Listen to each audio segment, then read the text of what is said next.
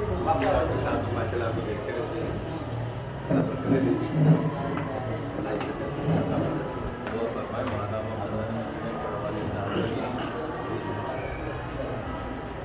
अस्सलाम वालेकुम।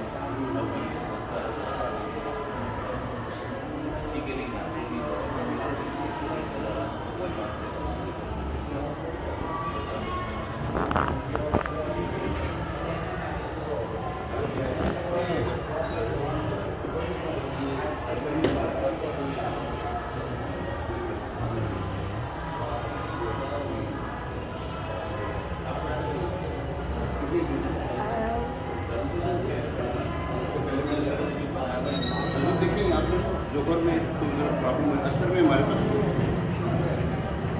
एक अगर असर में आई तो मैं यहाँ पर सारे मामला कर दूँगा। वैसे भी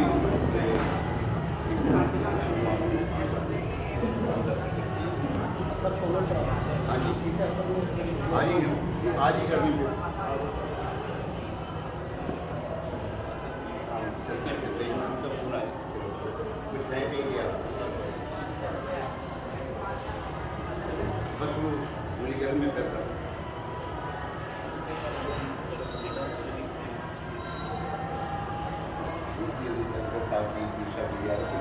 दूर दूर कहीं नहीं किया उस घर में नहीं इसलिए करते वाले अलग में मना करता हूँ मैं कहना ये होता है ऐसा नहीं है हम लोग पाकिस्तान में नब्बे भाई होते हैं पंजाबी में 150